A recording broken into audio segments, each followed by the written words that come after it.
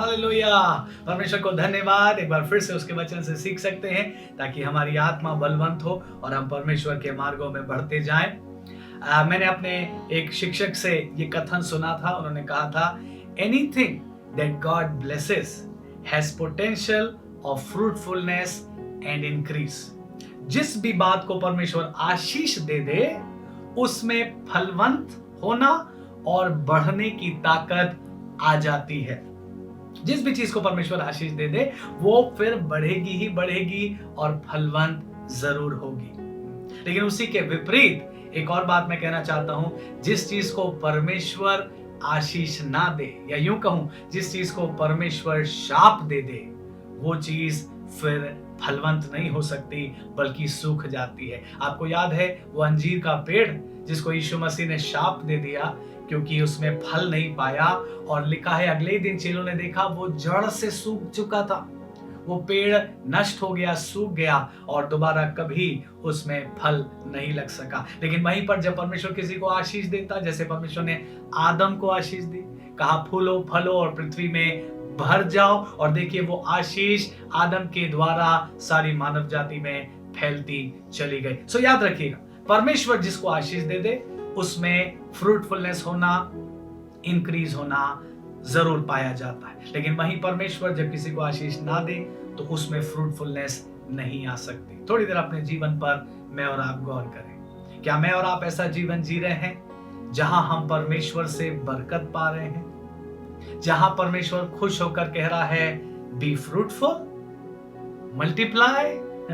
सोचिए ना, कई बार मैं और आप ऐसा जीवन जीते हैं जिसमें हम परमेश्वर की आशीष चाहते तो हैं पर हमारे जीवन ऐसे नहीं हैं जिनसे परमेश्वर खुश होकर कहे तुम्हें मैं बढ़ाना चाहता हूं। सो ऐसा जीवन मुझे और आपको जीना जरूरी है ताकि परमेश्वर मुझे और आपको बरकत दे, और जब परमेश्वर बरकत देगा तब आप फ्रूटफुल होंगे, मैं फ्रूटफुल होगा और हम ग्रो करते चले जाएंगे। मैं एक तस्वीर आपके सामने रखना चाहता हूं। सोचिए, परमेश्वर का हाथ, परमेश्वर का माइटी हैंड जो बरकत देने वाला हाथ है, क्या हो अगर वो हाथ बरकत देने की जगह नष्ट करना शुरू कर दे?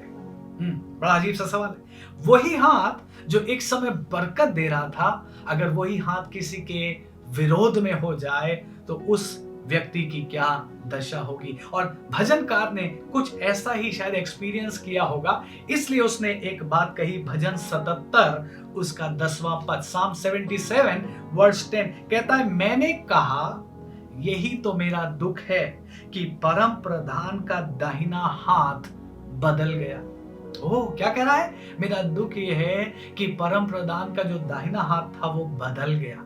जो बात मैं इसको पढ़ के सोचता हूं या मुझे समझ में आती वो ये, भजनकार कह रहा है ये वही हाथ है जो एक समय हमारी अगुवाई करता था, लेकिन अब ये हाथ हमारी अगुवाई नहीं कर रहा है। ये हाथ एक समय हमको बचाता था, अब ये हाथ हमको बचा नहीं रहा। परम प्रधान का दाहिना हाथ बदल गया। और मैं सोचने लगा कि ऐसी कौन सी स्थिति होगी जहां परमेश्वर का हाथ बदल जाए। वही हाथ जो किसी को बरकत देता था, अब वही हाथ उसको दंड देने लगे। कौन सी ऐसी दशा होगी? और कुछ विचार जो मेरे अंदर उठे मैं आपके साथ बांट रहा हूं। उदाहरण में मैं अपने सामने और आपके सामने इज़राइल कौम की तस्वीर रख रहा हूं, जो परमेश्वर की निज प्रजा है, परमेश्वर उनसे बहुत प्यार करता है, वो परमेश्वर के लोग कहलाए हमेशा से, आज भी परमेश्वर उनकी हिफाजत करता है। लेकिन फिर वहीं पर बाइबल की हिस्ट्री में हम पढ़ते हैं ना कि उन्होंने कई बार परमेश्वर को दुख दिया, और इसलिए परमेश्वर ही उनको गुलामी में भेज देता था या उनको दुख में डालकर अब उनका ध्यान अपनी ओर वापस खींचा करता था। तस्वीर इज़राइल देश की है, लेकिन मूल बातें मेरे और आपके ऊपर भी लागू है। किन बातों में परमेश्वर का दाहिना हाथ बदल जाता है? जब लोग उसकी वाचा को तोड़ देते हैं। जो कवेनेंट उसने बांधी है ना, उस कवेनेंट को जब लोग भूल जाते हैं, परमेश्वर का हाथ बदल जाता है। वही हाथ जो एक समय बरकत देने वाला हाथ था, अब लोग उसी हाथ से दुख और दंड पाने लगते हैं। जब लोग परमेश्वर की दी हुई व्यवस्था का उल्लंघन कर देते, एक जगह लिखा, परमेश्वर कहता है उन्होंने डेवड़ी को लांग कर कुकर्म किए हैं। डेवड़ी को लांगने का मतलब परमेश्वर की बनाई गई बाउंड्रीज को लांगना। डेवड़ी को लांगने का मतलब परमेश्वर ने जो बाउंड्रीज बनाई हैं उसे भी हम पार करके गुनाह करने लगते हैं। जब लोग परमेश्वर के वचन को, उसकी व्यवस्था को भूल जाते हैं, तोड़ना शुरू कर देते हैं, परमेश्वर का हाथ बदल जाता है। एक और चीज मैं कहना चाहता हूं जिसमें परमेश्वर का हाथ बदल जाता है, वो है जब लोग परमेश्वर से आशीषों को पाते हैं और आशीषों को पाने के बाद वो परमेश्वर ही को भूल जाते हैं। सोचिए, आशीष परमेश्वर से पाई और जब आशीष मिल गई, तृप्त हो गए, तो परमेश्वर ही को भूल गए। कितनी बार इज़राइल कौम अपने परमेश्वर यहोवा को भूल जाती थी। प्रियो, मैं और आप ऐसी गलती से बचें। अगर परमेश्वर ने आशीष दी है तो उस आशीष को पाने के बाद परमेश्वर को भूल नहीं जाएं, बल्कि उस आशीष के लिए हमेशा परमेश्वर को धन्यवाद देते रहें। बहुत से लोग जब आशीषित हो जाते हैं तो वो परमेश्वर पर छोड़ आशीष पर घमंड करने लगते हैं। जिस परमेश्वर ने आशीष दी है उस पर घमंड करना चाहिए कि नहीं? परमेश्वर को भूल गए, आशीष पाली, गुण पा लिया और हम उसी पे घमंड करने लगे, और ये बात भी परमेश्वर को दुख पहुंचाती है। ये परमेश्वर का इनकार करना है और तब परमेश्वर का हाथ बदल जाता है।